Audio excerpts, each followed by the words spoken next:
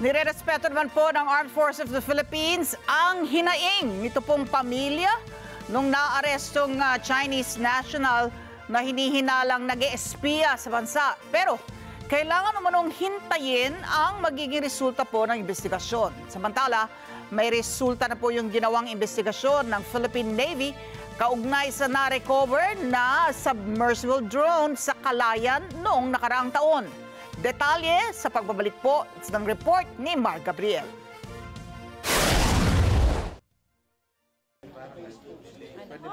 Iginagalang ng Armed Forces of the Philippines ang panig ng pamilya ng naarestong Chinese national na hinihinalang nag-espiya sa bansa. Una nang iginiit ng asawa nito na ang na-recover na equipment sa ginagamit niyang sasakyan ay para sa self-driving test ng hindi tinukoy na kumpanya. The Armed Forces of the Philippines understands her concern, being of course emotionally involved, being a wife, a mother. But for the Armed Forces of the Philippines, we look into the evidence-based results of this investigation and anything in our power to help in aiding that the truth come out from this, we will do in the AFP.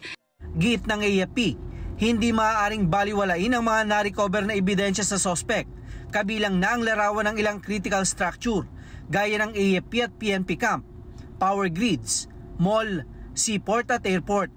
May tuturing daw ito na unauthorized foreign intelligence surveillance and reconnaissance activity.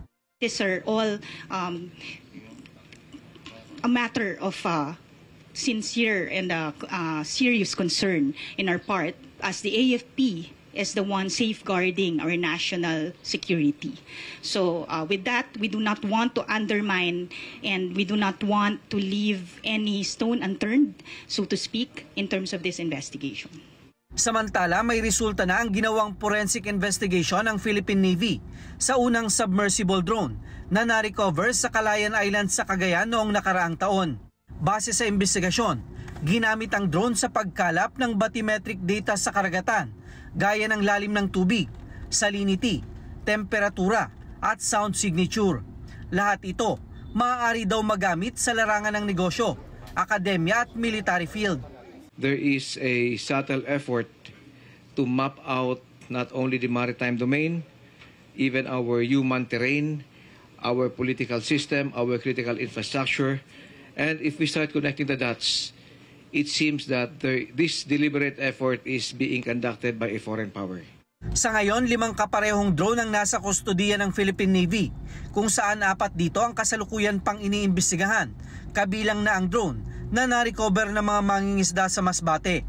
Inaalam na rin ng AFP kung konektado ang mga insidenteng ito sa panibagong harassment na ginawa ng Chinese Coast Guard sa pamamagitan ng paggamit ng long-range acoustic device laban sa mga tauhan ng Philippine Coast Guard sa Bajo de Masinloc. Connecting all these dots, we could now see a bigger picture that would give government a clearer picture of what is happening. It's not yet a complete puzzle. The puzzle is still being assembled, but we are now starting to see bits and pieces of the direction where this is taking us.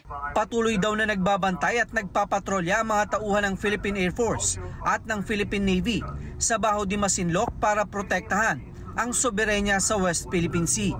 Mark Gabriel, para sa Mata ng Agila. Matatag, matapang, matapat. Maraming salamat sa inyo pong pagsubaybay sa Mata ng Agila Primetime. Para malaman ang matatag, matapang at matapat na mga balita, i-follow lamang at mag-subscribe sa @Net25 TV.